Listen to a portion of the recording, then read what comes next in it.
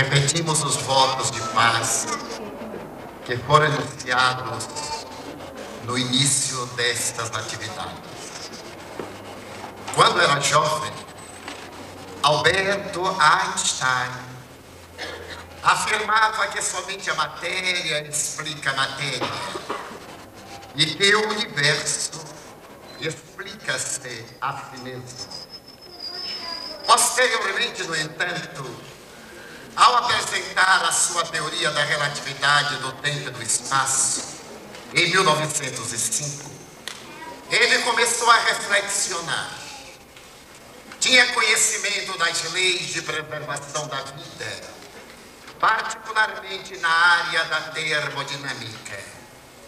E entre as várias leis da termodinâmica, ele começou a considerar a lei da entropia. A vida, para viver, exige energia. O envelhecimento e a morte são fenômenos naturais da degradação, do desgaste da energia.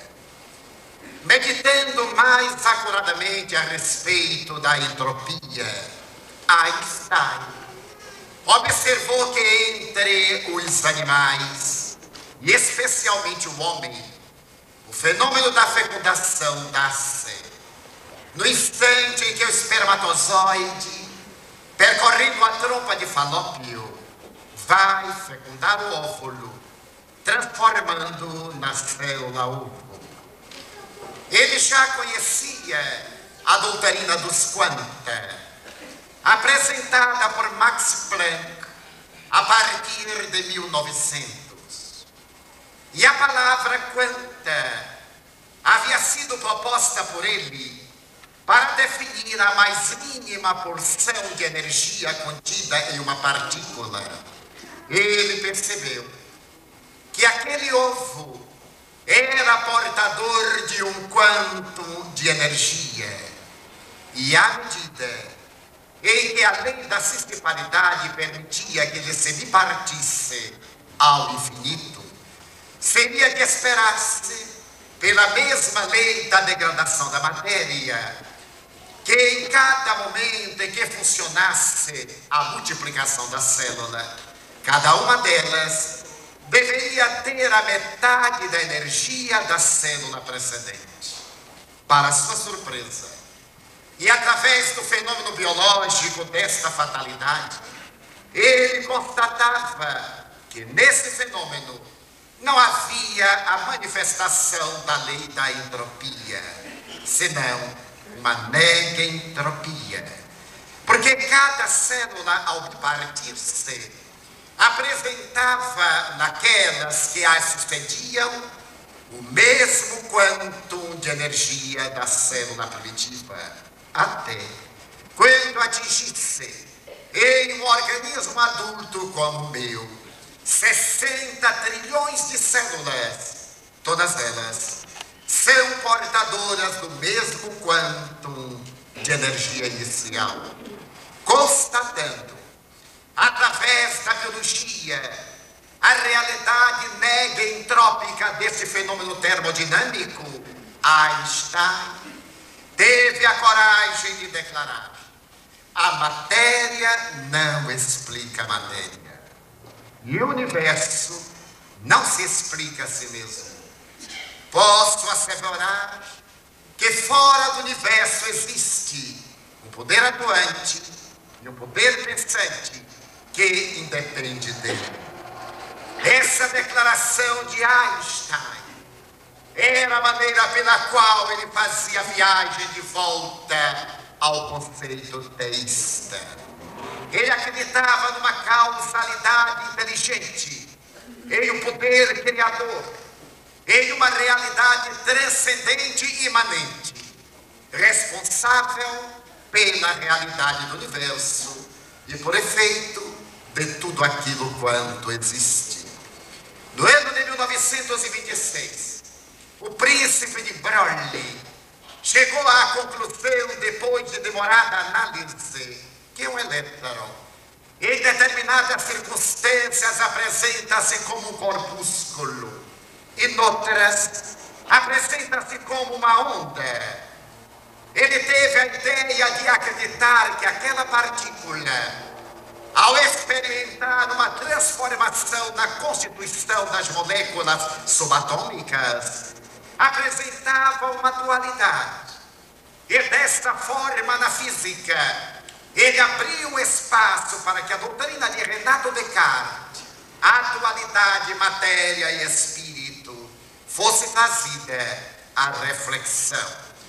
Examinando esta realidade, Oppenheimer teria a oportunidade de determinar quanto mais precisamente se determina a velocidade de uma partícula, menos precisamente se pode dizer onde ela se encontra.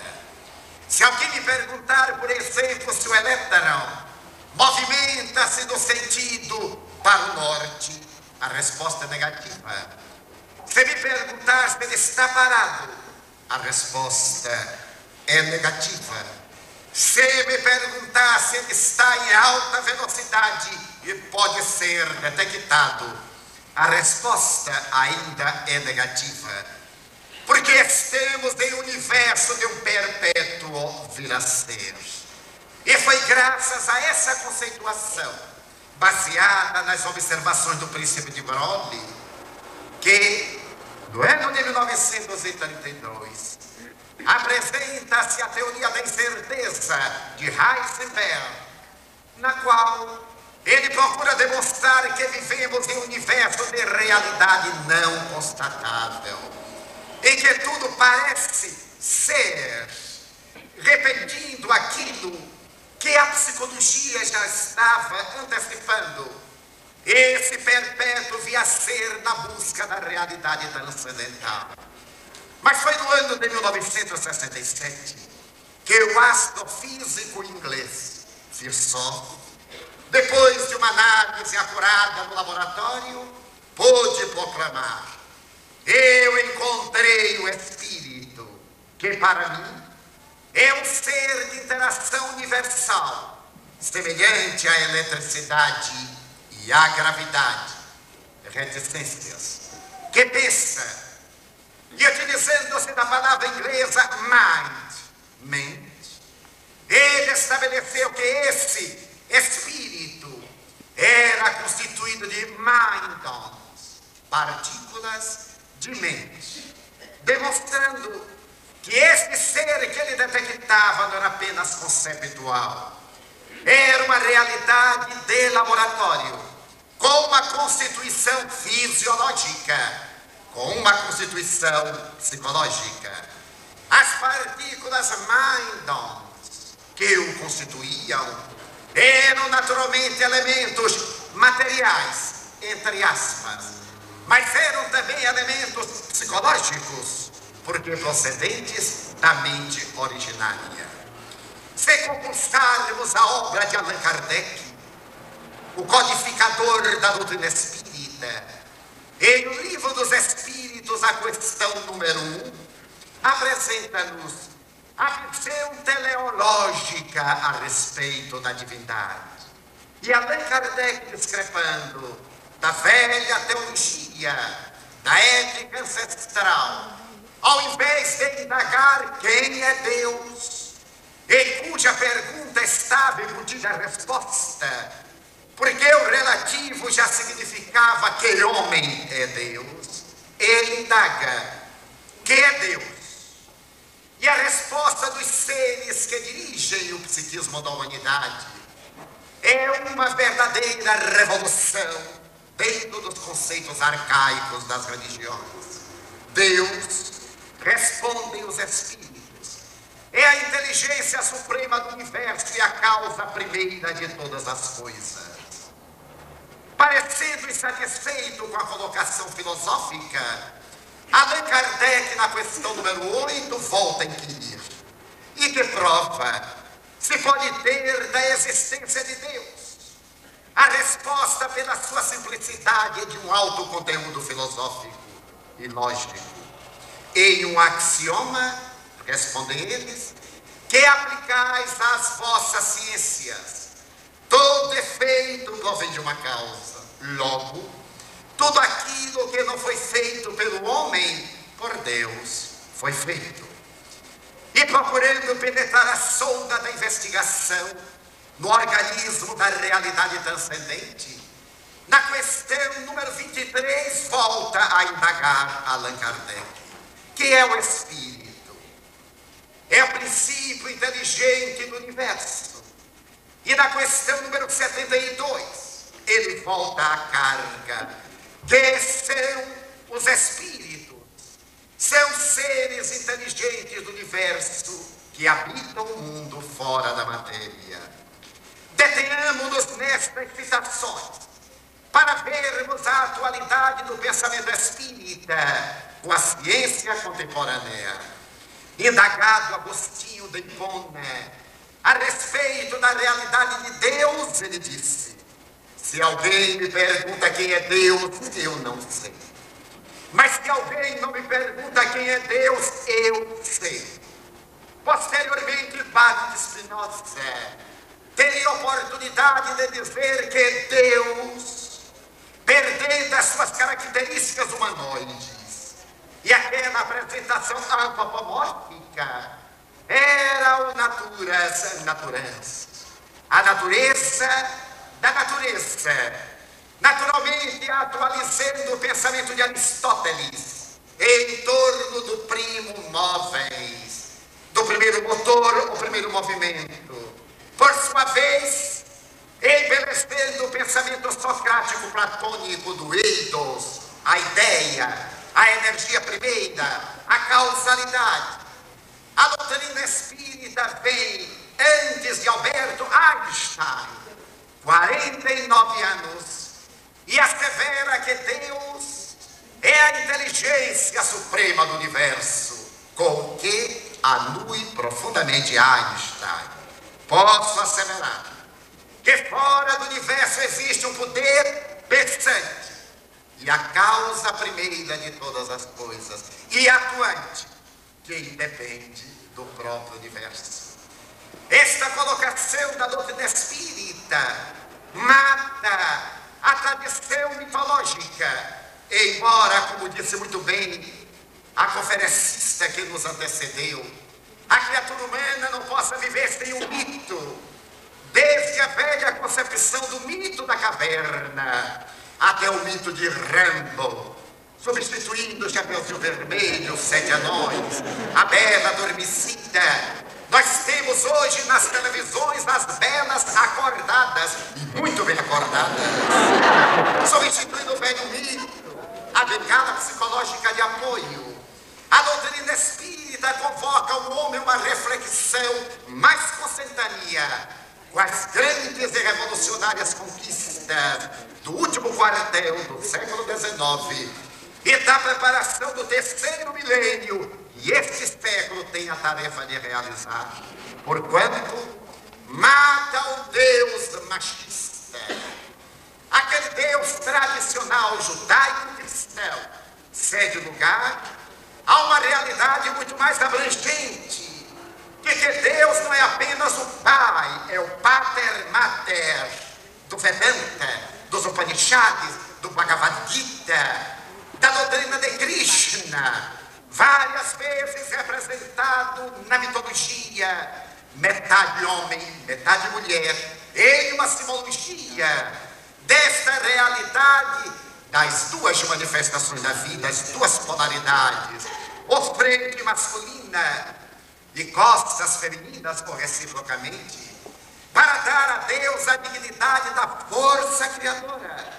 E Deus do velhinho ocioso que após 6 dias apenas de trabalho foi repousar e até hoje não fez mais nada, sendo negado pela palavra austera de Jesus: meu Pai até hoje trabalha e eu também trabalho, demonstrando que o trabalho é uma lei natural, como estudou Allan Kardec na terceira parte do Livro dos Espíritos. É uma lei da vida e que faz parte do nosso cotidiano, não como uma necessidade castradora punitiva das tradições, muito bem abordada a questão pela nossa amiga Rosa Maria Muraro. mas como fenômeno natural de desenvolvimento das nossas aptidões, dos valores que jazem inertes em nós e que aguardam o solo próprio do desenvolvimento da glande para que o carvalho possa tornar-se exuberante. Nesse momento aparentemente caótico, vemos que em realidade se prepara uma era nova, a era do espírito imortal. E a psicologia, abandonando um pouco as colocações ortodoxas e um tanto exageradas de Sigmund Freud, graças a uma mentalidade renovadora que começou a colocar um ar novo no pensamento ancestral a partir de 1960, com essa experiência de Raymond Moody Jr., com o trabalho admirável de Pratt e de Maslow, com as experiências extraordinárias dos homens que na psicologia tiveram a coragem de proclamar a necessidade de uma quarta força, porque havia o comportamentalismo, a doutrina behaviorista, havia a área da psicologia humanista, a psicanálise, mas era uma análise superficial do homem, desde os seus atavismos, fenômenos genéticos do momento da morte. Então esses modernos psicólogos tiveram a coragem de examinar o homem integral, um homem holístico, um homem no qual a matéria não fosse uma coisa a ser estudada à parte, nem o espírito, um epifenômeno para ser estudado à margem, mas uma realidade global, mesclada também com o meio ambiente, com a sociedade, com o universo, em cuja observação não houvesse nem observador nem observado, mas se mesclassem dentro da física e da psicologia para aparecer a psicologia transpessoal, entrevendo a realidade de um ser imortal, de um ser pré-existente ao berço, sobrevivente ao túmulo e herdeiro de si mesmo, não aquele ser bíblico condenado a trabalhar para poder, através do suor da face, prover a própria manutenção. Tampouco aquele indivíduo elegido pela graça, que atrevidamente já está salvo, seja qual for a sua conduta.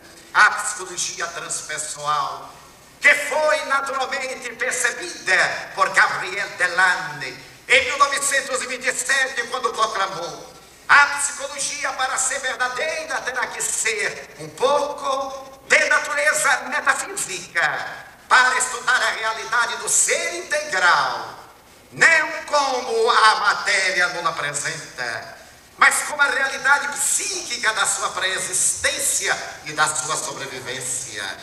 Foi o que aconteceu nesses últimos 30 anos de observação das doutrinas psíquicas, com o advento da parapsicologia, com o crescimento da psicotrônica, com as observações da psicobiofísica e, neste momento, com a grande contribuição da ciência espírita.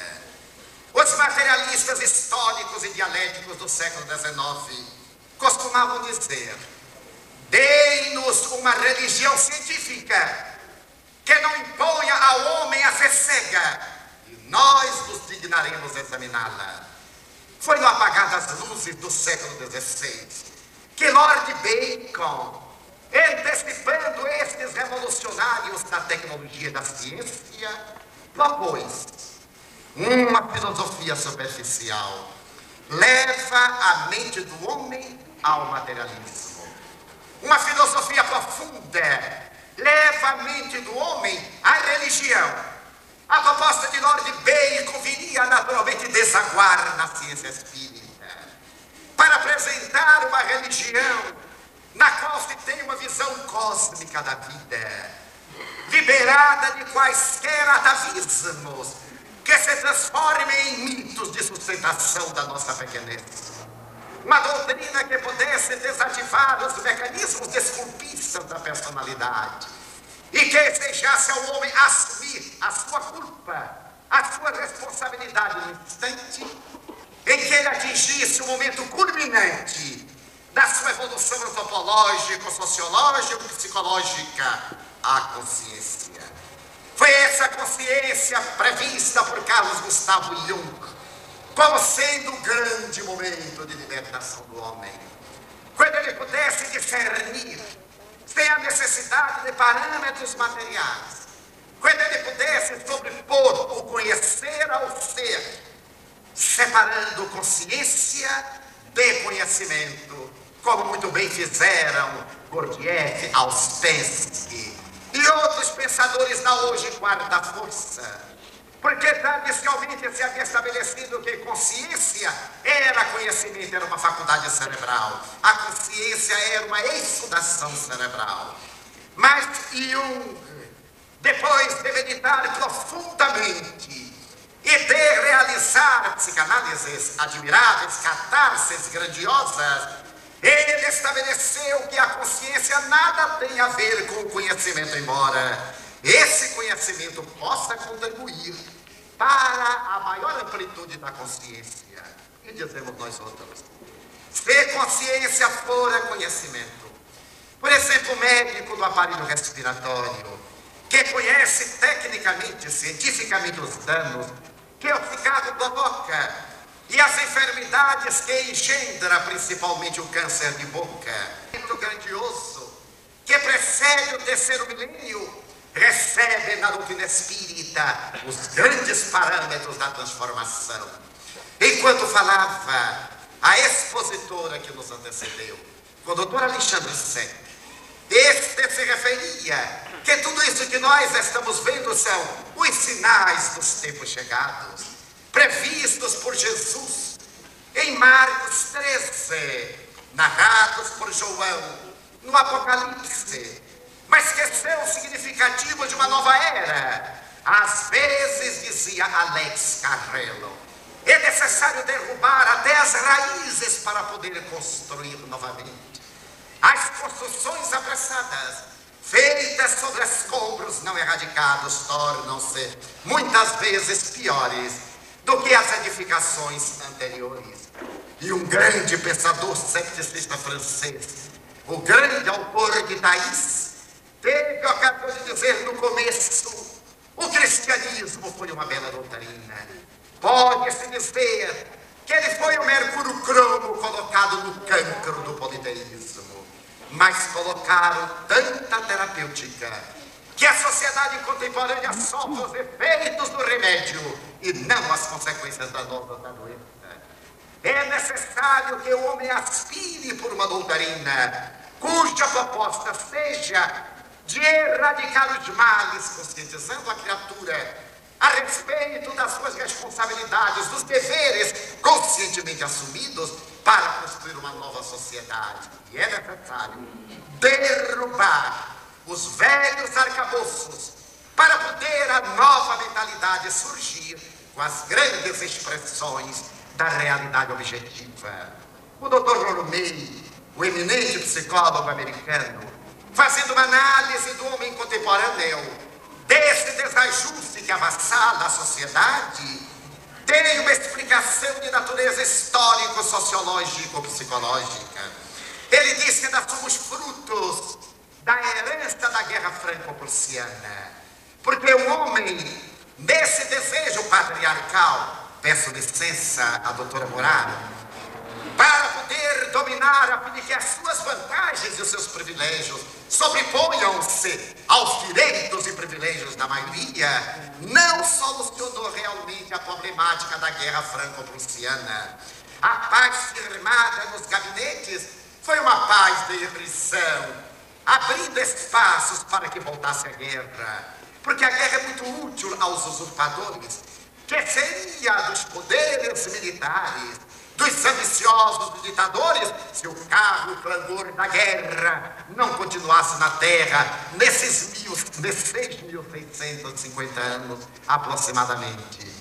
Então a Guerra Franco-Prussiana ressurge em 1914 e o homem que se sentia o senhor absoluto e que era o chefe da indústria, a pessoa mais importante, tem um colapso nervoso quando ele vê que o seu poder de escravizar a mulher em casa, fazer dela um objeto para o projetar da sociedade, que mais tarde será representada na peça de Ibsen, Casa de Bonecas, ele é agora vítima do poder totalitário do militar, que lhe requisita as fábricas, que faz a indústria armamentista, mas ele continua ganhando.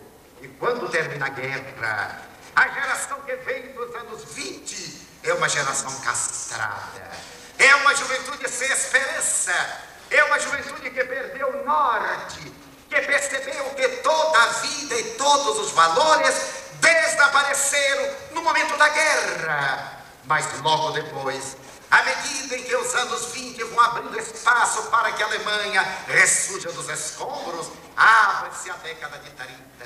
E os jovens do norte ouvem a voz estridente a partir de 33 de Adolf Hitler. E dele fazem o seu mito, o seu ídolo, um mecanismo de transferência de ideais mitológicos. Para ele, o homem forte, a representação do poder, e nasce o fascismo. Nascem o fascismo, o nazismo, o integralismo, essas doutrinas absurdas que tantos males causaram à sociedade. Os anos 30 são anos de expectativa. A juventude agora se movimenta nos grandes campos em que se ergue a voz de Hitler em Nuremberg. As perseguições massivas das chamadas raças inferiores, dos grupos minoritários, e a Guerra de 14 ressurge em 39. Quando a Polônia tomba, a terra treme. Os valores éticos, a criatura humana perde o seu norte. E a partir de 1945, quando se estabelece a paz, a juventude é uma juventude frustrada, cansada, que perdeu seus mitos, seus ídolos, seja Eisenhower, seja Adolf Hitler, seja Mussolini, tenha ele o nome que tiver, e para poder fazer uma catástrofe coletiva, fascina-se por Jean-Paul Sartre, por Madame de Beauvoir, pelo existencialismo. É necessário viver hoje, aqui e agora, porque de repente vem a bomba. Para que religião? Para que ética? Os jovens perceberam que a religião era um ópio, era um engodo. Pais entregavam filhos por uma barra de chocolate. As moças entregavam-se a quaisquer necessidades emocionais ou a prazeres que não sentiam para poder sobreviver. Nos esgotos de Paris caçava-se rato para viver. Onde estava o sentido ético da humanidade? A religião era uma farsa. O sentido sociológico, antropológico, havia desaparecido. E o existencialismo erigia uma musa, que é do meu tempo, embora não seja de muito tempo. Juliette Greco, a musa de vestido negro, de cabelos lisos, cantando com uma voz gutural e atendendo à necessidade da mentalidade da época. Aquele existencialismo cederia lugar mais tarde à angústia da Guerra Fria. De repente, vem a Guerra da Coreia. Os jovens americanos vão lutar lá. E nos campos das universidades eles dizem, mas o que é Coreia? Onde é que fica a Coreia? Eles não sabiam daquele maldito paralelo 23, nem das lutas que se travavam entre a Coreia do Norte e a do Sul. Por que eles iam defender a democracia lá? Para defender os interesses agentários dos poderosos de cá. E a grande calamidade da Guerra da Coreia vai abrir espaço para a corrida armamentista entre leste e oeste. E os anos 50 são os anos da juventude que busca. Um dia, na Universidade de Berkeley, um jovem filósofo cínico se levanta no campus e diz, não façamos mais a guerra. Eram os dias amargos do Sudeste Asiático. As guerras sujas, se houvesse por acaso alguma guerra limpa.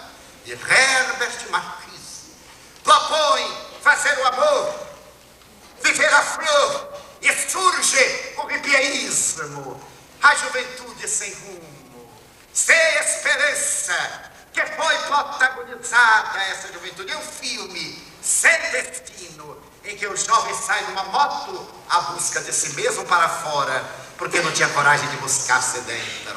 E vimos que os anos 60 substituíram os ídolos bélicos pelos ídolos de outra natureza.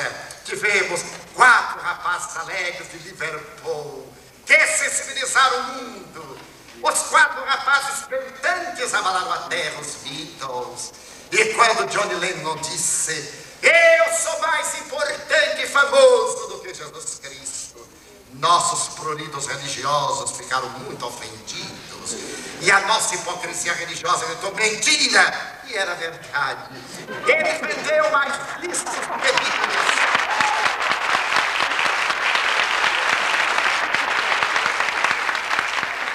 As suas músicas foram mais cantadas do que o Sermão da Montanha recitado. Era uma grande verdade. Ele não tinha nenhuma culpa. É o nosso mecanismo de agressão para a defesa. É necessário matar o audacioso que diz a verdade para continuar na ilusão da mentira. Logo depois aparece uma jovem magra na Inglaterra, feia para os padrões da época, Mary Quant, e diz à mulher: vamos suspender as saias. E veio a mini saia, que foi um horror naquele tempo. Hoje a micro saia é uma coisa tão pesada. Mas a mini saia de Mary Quant abalou a terra. Os governantes arbitrários proibiam as mulheres de usarem mini saia, porque o tormento era deles, não era deles, coitado. Era a maneira de punir a audaciosa, que apresentava pernas muito bonitas e pernas horrorosas. Porque ali não escapava ninguém. Teve perna, vem a público. E não pode haver nada mais feio do que joelho, dizem. Eu acho lindo, mas o povo diz que é muito feio. Então esses movimentaram a terra. Surge um rapaz caminhoneiro, move os quadris e abala a América, conquista o mundo. Elvis Presley. Então a música experimenta uma revolução. As artes em geral abandonam a figura, descaracteriza-se desde os anos 20, graças a um grupo de heróis ou fugido de audaciosos. Há uma revolução. E os anos 70, os anos 70 são os anos da volta para casa, porque a busca de fora não atende às necessidades de dentro. São jovens que voltam do Nepal, toxicômanos. Acaba a guerra do Vietnã, acaba a guerra do Sudeste Asiático. E eles que para matar foram estimulados a usar droga, voltam para a paz. O que é a paz?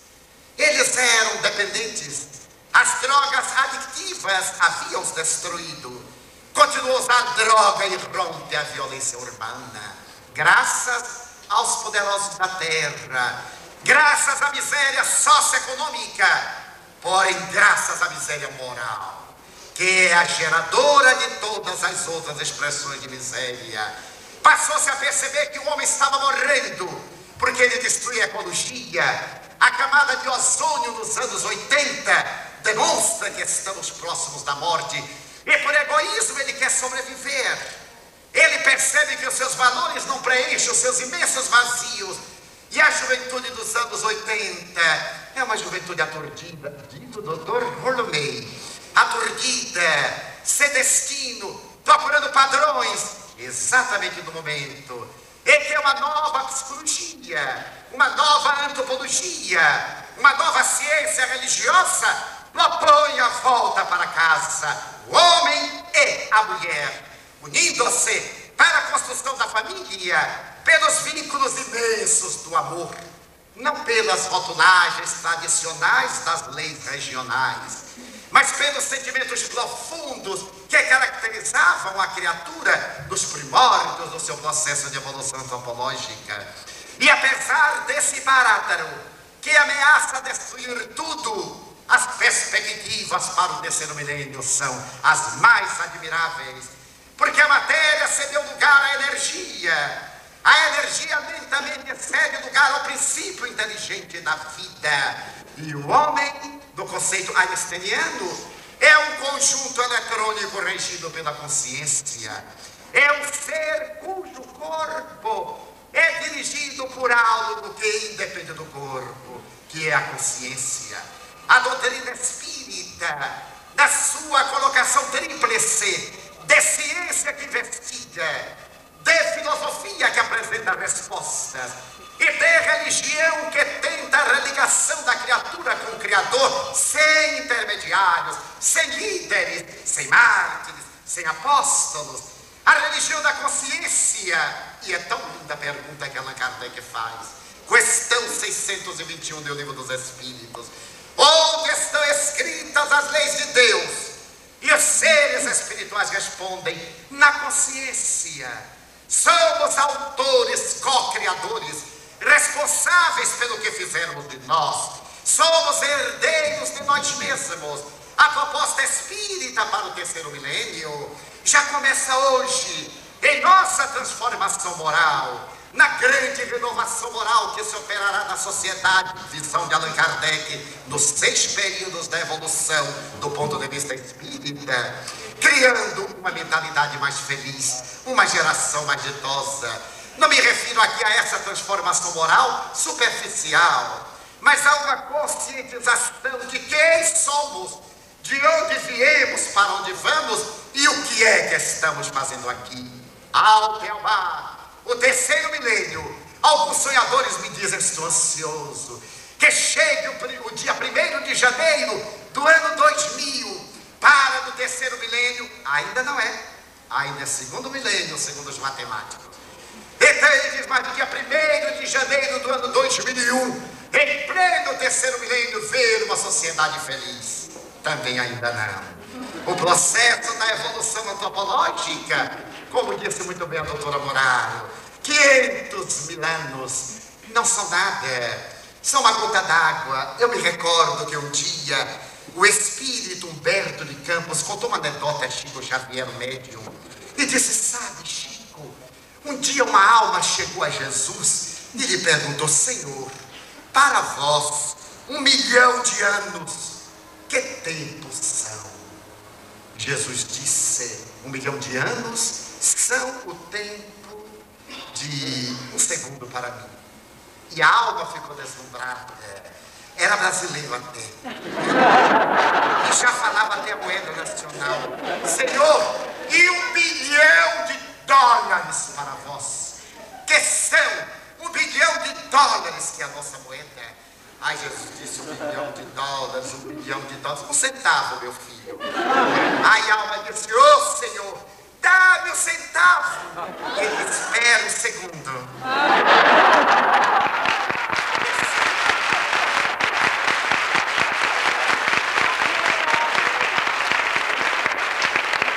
O terceiro milênio será este fenômeno, não propriamente do calendário, de quando, mas do nosso emocional, da nossa realidade, quando começarmos a viver a era do amor, a era da doação.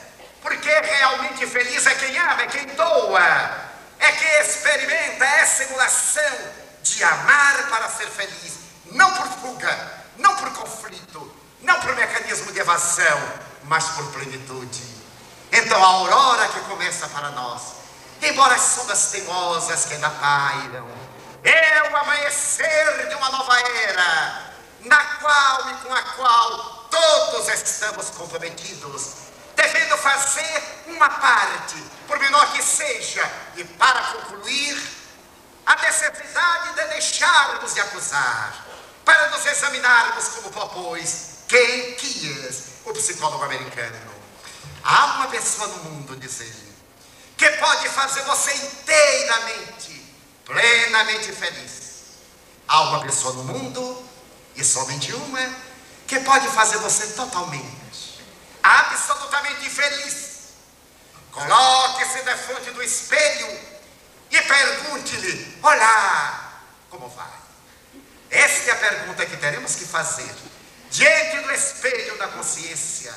Qual é a minha contribuição para que eu seja e o mundo realmente muito felizes, ou para que eu seja com o mundo profundamente felizes?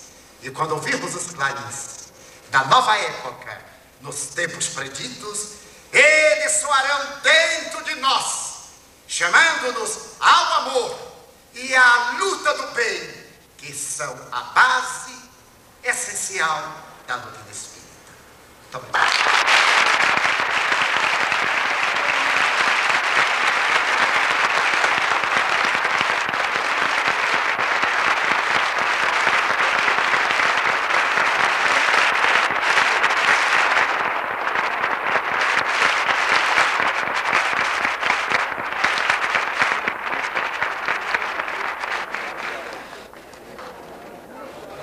Muitíssimo obrigado, Edivaldo Franco, pela excelente palestra. Antes de... para o seguinte comentário, pedindo que ele faça o seguinte comentário. Que o senhor nos explicasse sobre aquilo que, segundo os espíritos, os grandes espíritos e os ensinamentos espiritualistas, nos dizem que a ligação espírito-matéria, com relação à vida física nos mundos populares como a Terra, parte do princípio detonador da gestação, o qual o espírito ou o princípio inteligente constrói seu próprio corpo em coparticipação com os dois doadores na fecundação, espermatozoide e óvulo e desenvolvimento futuro dessa célula máter. Enfim, que nesta inter-relação espírito-matéria, o ventre materno para o espírito reencarnante seja considerado a câmara da de materialização, e que os dois, ambos, são doadores, são co-doadores dessa mesma construção do corpo físico, mesmo na continuidade dessa construção, mesmo que estejam à distância, ou seja, mesmo que o marido, separado da esposa, depois da fecundação desse óvulo, ele esteja do outro lado do mundo. E nisso se conclui aquilo que a senhora Rose Maria falou sobre o homem, o próprio nativo, sentir aquele desgaste físico e permanecer naturalmente em convalescência depois o parto da sua esposa.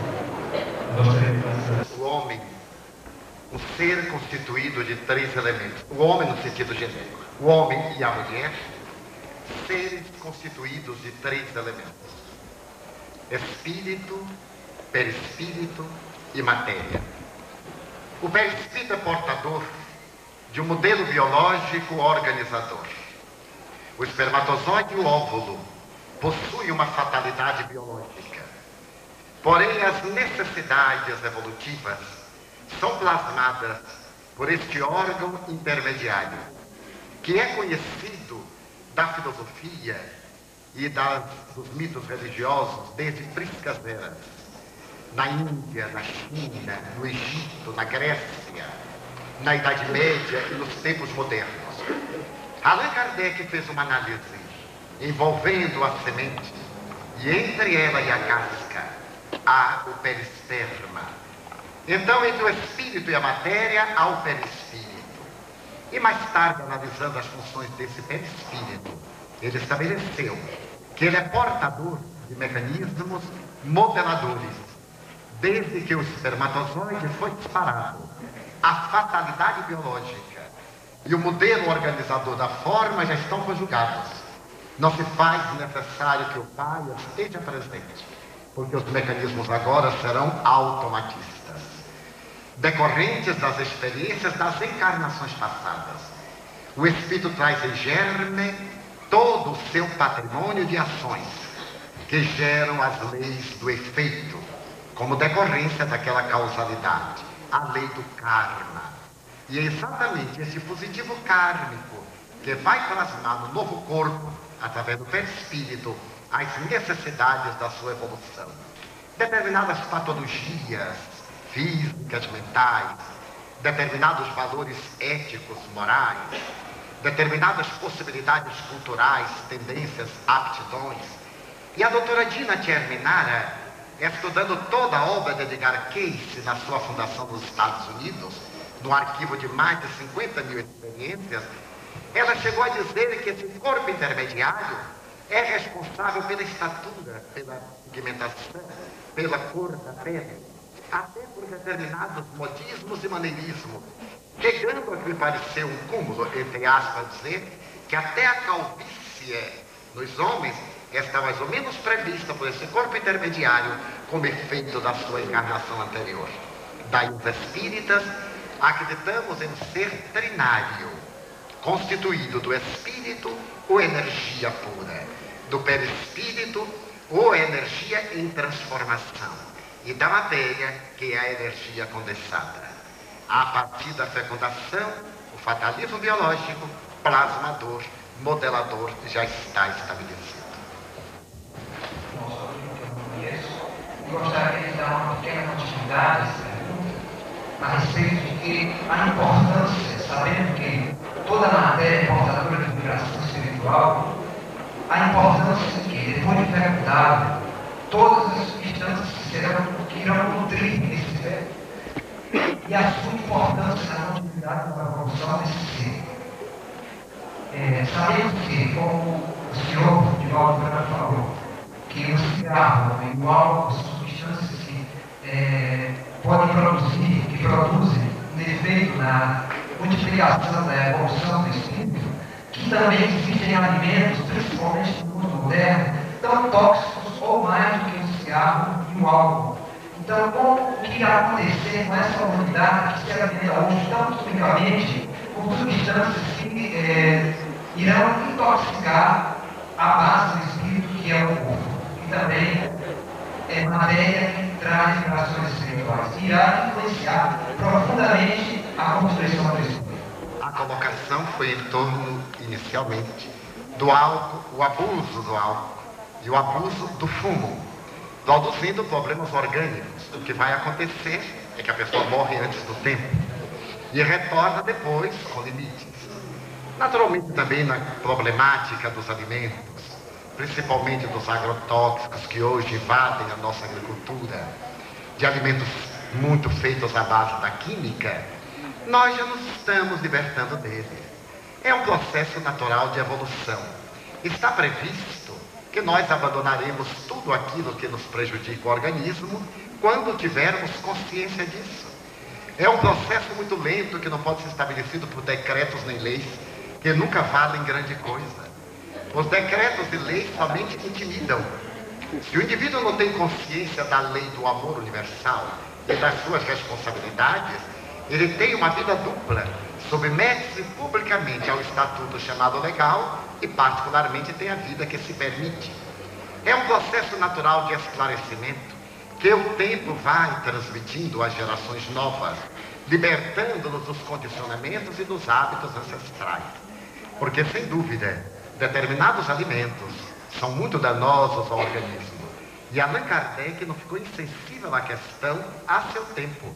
Por volta de 1856, ele já se preocupava com a alimentação e propôs aos espíritos uma pergunta, que foi respondida como, por enquanto, a humanidade deve alimentar-se de uma maneira normal, natural. Porque nós temos um atavismo biológico, sem querer defender nem a corrente vegetariana macrobiótica ou a que come carne, apenas expor. Nós temos um atavismo biológico para determinado tipo de alimento. Uma mudança radical, imediata e positiva gera mais danos do que o tradicional ao qual estamos acostumados. Os nossos equipamentos estão acostumados à eliminação das toxinas que são resultado da ingestão de alimentos negativos. Se de um momento para outro mudamos totalmente a nossa alimentação, modificamos o metabolismo, com licença aqui dos médicos, que é da minha área, e teremos prejuízos compreensíveis. Daí todo esse esforço que estamos conjugando vai levar a nos libertarmos dos vícios, inclusive dos vícios alimentares. Aqueles que perseverarem nos alimentos negativos e perniciosos terão apenas a vida mais curta e voltarão naturalmente limitados para aprender a criar novos condicionamentos.